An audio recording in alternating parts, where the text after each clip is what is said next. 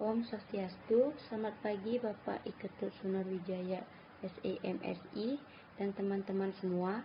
Di sini kami dari kelompok 12 ingin mempresentasikan hasil diskusi kami mengenai perencanaan, pengorganisasian, dan pengontrolan auditor internal.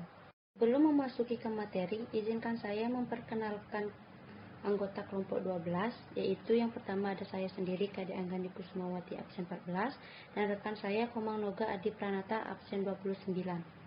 Materi pertama di sini saya sendiri yang akan menjelaskan mengenai prinsip manajemen. Prinsip-prinsip manajemen adalah kebenaran universal yang dapat digunakan untuk memecahkan masalah-masalah manajemen. Prinsip-prinsip manajemen dapat diajarkan kepada siapa saja, tetapi tidak semua orang dikaruniai watak manajerial. Henry Fayol mempublikasikan prinsip manajemen pada tahun 1916. Adapun prinsip-prinsip tersebut antara lain yaitu pembagian kertas kerja, wewenang dan tanggung jawab, kedisiplinan, kesatuan perintah, kesatuan arah, memprioritaskan kepentingan umum daripada kepentingan pribadi, pemberian gaji kepada karyawan, sentralisasi, rantai skalar, posisi karyawan, kesamaan perlakuan, kestabilan, inisiatif, dan yang terakhir, semangat kebersamaan di dalam organisasi. Selanjutnya yaitu sifat manajemen. Kompleksitas perusahaan modern telah mengubah dan memperluas tanggung jawab profesional manajer. Manajer lebih terorientasi ke arah penetapan tujuan, membuat perencanaan, mengembangkan organisasi, mengalokasikan sumber daya, mengarahkan orang, mengidentifikasi risiko, dan mengontrol kejadian-kejadian sehingga sasaran dapat tercapai. Seri selanjutnya yaitu perencanaan perspektif auditor internal. Auditor internal diharapkan dapat melihat ke depan bersama manajemen dan membantu dalam proses perencanaan. Perspektif luas auditor internal dapat membantu dalam proses menilai berbagai inisiatif perencanaan dan dalam mengevaluasi seberapa efektif inisiatif dapat diintegrasikan dan mendukung keseluruhan misi organisasi. Yang pertama, aktivitas proses auditor internal. Aktivitas audit internal akan bervariasi di setiap organisasi. Seluruh auditor internal akan mengevaluasi keseluruhan proses perencanaan dengan menentukan apakah rencana, kebijakan, dan prosedur telah memenuhi standar tertentu dari praktek manajemen yang baik. 2. Standar untuk manajemen. Standar manajemen didasarkan pada prinsip-prinsip manajemen yang berlaku terus dan konsisten di seluruh organisasi. Auditor internal dapat memberikan kontribusi terhadap perencanaan yang efektif dan memastikan bahwa yang pertama, seluruh rencana, kebijakan, dan prosedur telah sesuai dengan tujuan organisasi. Yang kedua, rencana yang dibuat dapat mengantisipasi masalah dan kekacauan yang timbul. Yang ketiga, asumsi-asumsi dalam membuat rencana didasarkan atas data yang akurat dan peramalan yang masuk akal. Yang keempat, manfaat dari rencana tersebut melebihi biaya penyiapan rencana. Yang kelima, rencana tersebut menghasilkan kesamaan tindakan di antara unit organisasi yang saling bergantung. Yang keenam, rencana tersebut mendorong inisiatif dan secara jelas dikomunikasikan kepada pihak-pihak yang bertanggung jawab untuk melaksanakan rencana tersebut. Yang ketujuh, setiap rencana memiliki alat untuk mengukur kesuksesan. Dan yang terakhir yaitu yang kedelapan, sistem tidak lanjut dibuat untuk menentukan apakah rencana telah dilakukan sesuai dengan yang diinginkan. Selanjutnya itu kendala-kendala bagi rencana auditor internal harus mencari kendala-kendala seperti di bawah ini, yaitu manajemen tidak berkomitmen atau terlibat dalam rencana, para bawahan tidak terima opini dalam perencanaan, rencana tidak berjalan dengan baik dan mungkin disusun oleh orang-orang yang tidak tahu kenyataan di lapangan, rencana tidak dilaksanakan setelah dibuat, rencana tersebut dilupakan atau tidak diawasi, pembuatan rencana tidak memberikan umpan balik atau kontrol. Selanjutnya, rencana dibuat atas data atau informasi yang tidak akurat. Selanjutnya, rencana tidak memperhitungkan kemungkinan lain. Pembuatan rencana tidak bertanya kepada diri mereka sendiri tentang pertanyaan bagaimana jika. Selanjutnya, rencana tersebut terlalu kaku, tidak memungkinkan adanya inisiatif. Dan yang terakhir, perencanaan hanya sebuah formalitas. Selanjutnya yaitu menjembatani kesenjangan. Auditor internal berada dalam posisi untuk melihat kerja dari pembuatan rencana dan pelaksanaan rencana tersebut. Di seluruh audit Departemen Operasi, pemeriksaan dapat dibawa menuju audit berorientasi manajemen jika auditor memberikan perhatian pada aktivitas perencanaan. Selanjutnya yaitu perubahan. Auditor internal dapat menjelaskan cara untuk menghilangkan ketakutan karena adanya perubahan, yaitu yang pertama, kebutuhan akan adanya perubahan seharusnya dimengerti oleh karyawan operasional. Yang kedua, karyawan seharusnya diberi jaminan bahwa perubahan tidak akan mempengaruhi keamanan mereka. Tentu saja diasumsikan jaminan itu ditepati. Selanjutnya, siapa saja yang akan terpengaruh dengan perubahan tersebut dilibatkan dalam perencanaan perubahan. Selanjutnya, perubahan tersebut merupakan hasil dari situasi dan bukan dari keputusan manajemen semata. Selanjutnya, perubahan yang terjadi seharusnya didahului oleh serangkaian perubahan yang sukses dan bukan perubahan yang gagal. Selanjutnya, perubahan seharusnya bukan bagian dari banyak perubahan lain yang sedang berjalan pada saat itu. Dan yang terakhir, organisasi seharusnya dikondisikan untuk perubahan. Selanjutnya yaitu prosedur. Memverifikasi kepatuhan terhadap prosedur adalah fungsi dasar audit internal. Manajer seringkali mengandalkan analisis audit internal untuk melaporkan kepada mereka seberapa baik karyawan mereka mematuhi prosedur tertulis. Selanjutnya yaitu anggaran.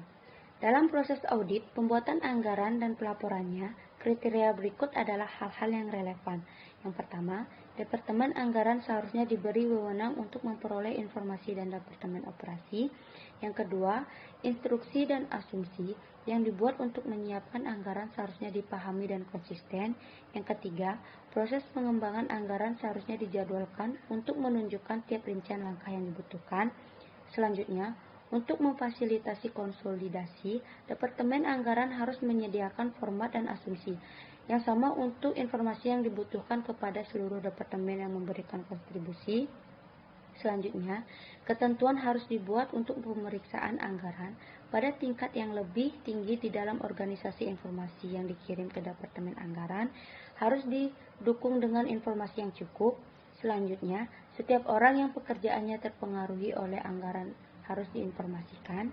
Selanjutnya, Departemen Operasional harus menyesuaikan kegiatan operasinya terhadap perubahan anggaran.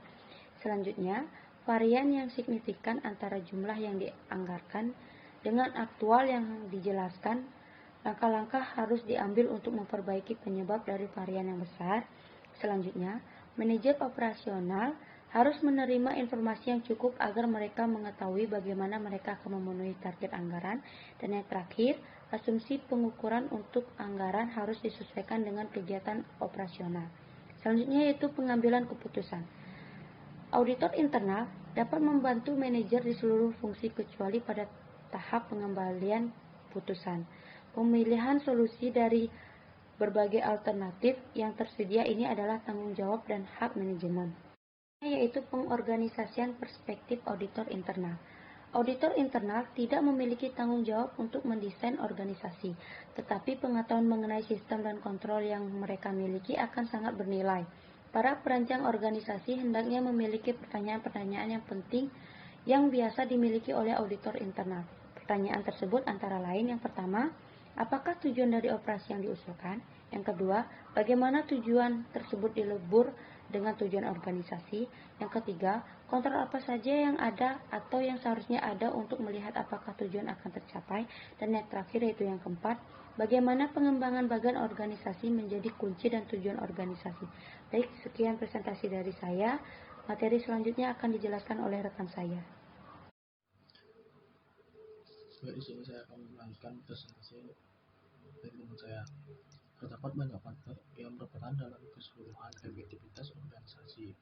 Auditor internal yang memperoleh informasi dan memiliki kewaspadaan dapat menawarkan perspektif yang sangat berharga pada organisasinya. Yang pertama, ada tanggung jawab, wewenang, dan pertanggungjawaban. Auditor internal diharapkan untuk menerapkan apa yang menjadi tanggung jawab manajer, kewenangan apa yang diberikan kepada mereka, dan bagaimana mereka mempertanggungjawabkan pencapaian dan hasil. Yang kedua, ada pendelegasian yang memerlukan kontrol seperti halnya umpan balik untuk menunjukkan bagaimana tugas yang didelegasikan telah dilaksanakan. Yang ketiga ada staf dan lini. Auditor internal memiliki perhatian tersendiri terhadap karyawan staf atau karyawan lini. Auditor internal sering kali melakukan audit atas pekerjaan staf. Selanjutnya ada wewenang fungsional. Di banyak organisasi, auditor internal sering kali berada pada posisi menentukan apakah wewenang fungsional telah efektif. Selanjutnya, departementalisasi. Auditor internal tidak harus menerima struktur organisasi perusahaan sekarang ini. Selanjutnya, desentralisasi memberikan otonomi yang luas kepada unit-unit desentralisasi. Unit-unit tersebut beroperasi seperti usaha yang terpisah, namun mereka harus mempertanggungjawabkan dan mendapat pengarahan dari kantor pusat. Selanjutnya, ada komite. Komite seharusnya tidak berada di atas pemeriksaan audit. Pada kenyataannya, auditor internal kadang bertugas sebagai anggota komite untuk memastikan kesesuaian tindakan komite dengan kebijakan organisasi. Selanjutnya, kelompok informal.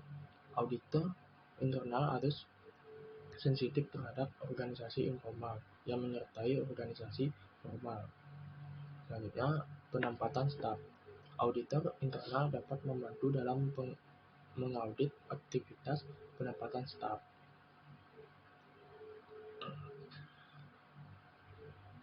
Berikut materi selanjutnya adalah proses memimpin perspektif auditor internal. Proses memimpin berorientasi pada orang, bukan pada transaksi dan audit internal. Atas fungsi pengarahan tidak mengarahkan diri mereka menuju kesimpulan yang objektif dengan angka dan fakta yang didokumentasikan, namun auditor internal tetap dapat memberikan nasihat dan bantuan di bidang itu.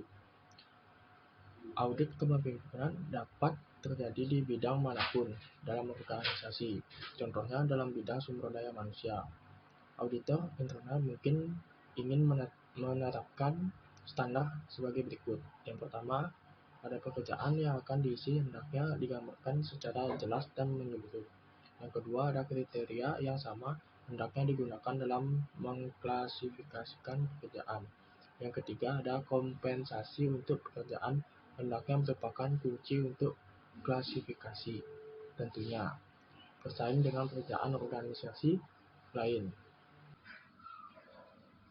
Beberapa standar untuk evaluasi yang dapat ditetapkan oleh auditor internal ada antara lain, yang pertama ada pemimpin yang baik mencerminkan kepercayaan dari bawahan, mencari dan menggunakan ide mereka.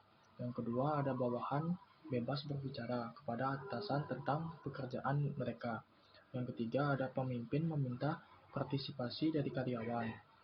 Yang keempat ada tindakan perbaikan ketika dibutuhkan dilakukan dengan segera dan memperbaiki tindakan atau perilaku yang tepat. Yang kelima ada karyawan bekerja sungguh-sungguh untuk mencapai tujuan organisasi. Yang keenam ada bawahan memiliki jalur terbuka untuk melaporkan masalah dan pencapaian mereka. Yang ketujuh ada setiap orang diberi informasi secara jelas tentang sasaran yang diharapkan untuk dicapai. Yang kedelapan ada pemimpin mempelajari dan memahami masalah, kesulitan dan kekecewaan bawahan. Yang kesembilan ada karyawan terlibat dalam proses pengambilan keputusan. Yang kesepuluh ada dasar dan asumsi untuk keputusan datang dari atasan dan bawahan. Yang ke-11 ada proses pengambilan keputusan memotivasi dan tidak melemahkan semangat karyawan. 12 ada sasaran ditetapkan oleh tindakan kelompok, bukan dari perintah. Yang ke-13 ada pembuatan sasaran tidak berakhir dengan perlawanan dari karyawan. 14 organisasi informal memiliki sasaran yang sama dengan organisasi formal. Yang terakhir ada sistem memberikan kontrol diri dan bukan kontrol yang dipaksakan. Selanjutnya materi komunikasi. Auditor internal mengetahui bahwa manajer pada organisasi yang besar membuat keputusan sebagian besar berdasarkan atas informasi yang mereka terima dan bukan dari apa yang mereka ketahui sendiri. Seringkali laporan dari bawahan adalah pernyataan yang menguntungkan diri sendiri dan tidak secara tepat menggambarkan kondisi yang ada. Auditor internal yang tidak memiliki kepentingan dapat melindungi manajemen senior dari informasi yang tidak akurat dan menyimpang. Kebijakan dan prosedur adalah bentuk komunikasi seperti halnya instrumen perencanaan. Informasi tersebut didapatkan oleh auditor internal dengan mewawancarai karyawan dan memberikan pertanyaan sebagai berikut. Yang pertama adalah sudahkah kebijakan tersebut dibaca? Yang kedua, apakah kebijakan tersebut dapat dimengerti? Yang ketiga, apakah kebijakan ini masuk akal? Dan yang terakhir ada bagaimana karyawan dapat mengubah kebijakan ini. Pengontrolan perspektif auditor internal. Audit sistem kontrol untuk menentukan apakah tujuan yang ditetapkan tercapai. Auditor internal mungkin ingin menggunakan standar berikut dalam mengawasi kontrol. Pertama, ada penempatan standar dan pengembangan sistem kontrol. Ketentuan harus dibuat untuk menetapkan dan mengembangkan standar kerja yang baru. Ketiga, standar yang lama dirasakan tidak lagi memadai dan efektif. Yang kedua, ada pengamatan atas operasi. Penilaian secara periodik harus memastikan bahwa saluran komunikasi umpan balik masih terbuka dan berfungsi seperti yang diinginkan. Selanjutnya, pelatihan karyawan tujuan, standar, kebijakan, prosedur, dan alat organisasi untuk mengukur kinerja harus dikomunikasikan kepada seluruh karyawan yang terpengaruh. Selanjutnya, menghadapi penyimpangan. Metode seharusnya dibuat untuk kembali ke pekerjaan semula ketika pekerjaan tersebut tidak memenuhi standar yang diterima. Selanjutnya ada mempertahankan kontrol atas proses dan operasi. Peraturan harus dibuat agar perhatian manajemen ditunjukkan pada penyimpangan pada titik kontrol paling strategis di dalam sistem, daripada menunggu sampai tujuan utama gagal. Selanjutnya, para ahli kontrol tanggung jawab. Auditor internal sebagai ahli kontrol harus dilakukan secara serius. Selanjutnya ada pengelolaan untuk memastikan lingkungan yang etis. Manajemen senior harus memastikan bahwa lingkungan etis penting bagi seluruh entitas. Sekian dari presentasi kelompok kami kembalikan ke Bapak Sunar Wijaya. Terima kasih.